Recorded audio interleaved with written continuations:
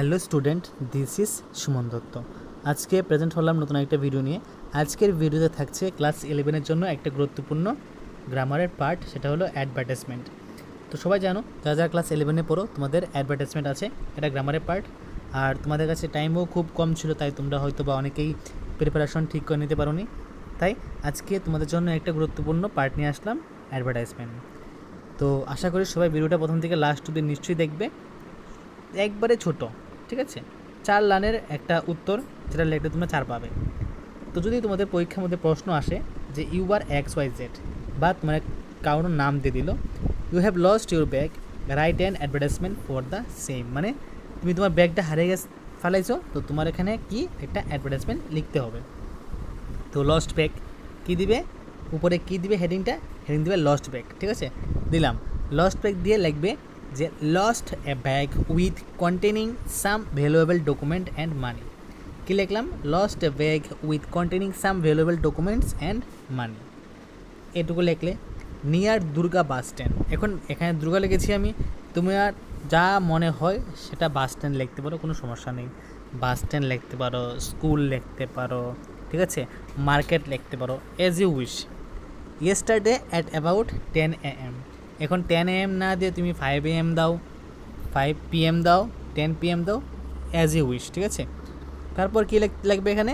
While returning home from the office, মানে while returning home from the office. এখানে office না লিখে school লিখতে পারো, ঠিক আছে?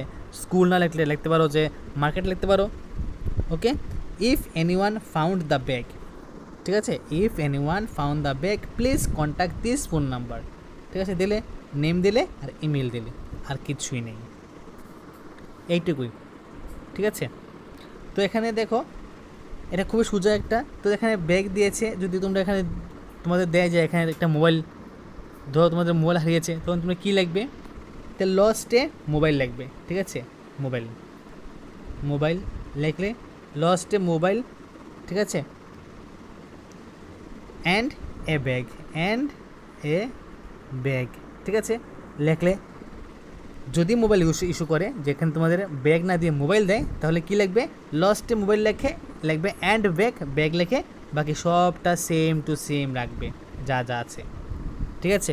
বাকি সবটা সেম টু সেম রাখবে, শুধু এখানে খালি ব্যাগটা না লিখে ডাইরেক্ট লিখবে মোবাইল অ্যান্ড ব্যাগ, হয়ে যাবে।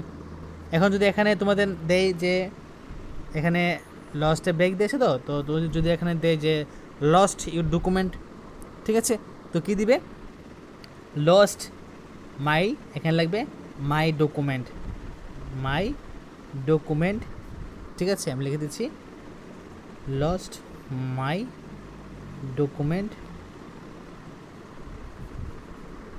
তারপরে লাগবে উইথ কন্টেনিং সাম ভ্যালুয়েবল, এখানে লাগবে কি? সাম ভ্যালুয়েবল আদার ডকুমেন্ট, ঠিক আছে? আদার ডকুমেন্ট বা আদার ব্যাগ, ঠিক আছে? আদার ব্যাগ লাগবে, ব্যাগ অ্যান্ড মানি, ঠিক আছে? এভাবে লিখবে, আর বাকি সেম টু সেম রাখবে, তো হয়ে যাবে। তো আশা করি তোমরা এটা বুঝে গেছো কীভাবে লিখবে। তো যদি ভিডিও ভালো লাগে থাকে, অবশ্যই ভিডিওটা সবার সাথে শেয়ার করো।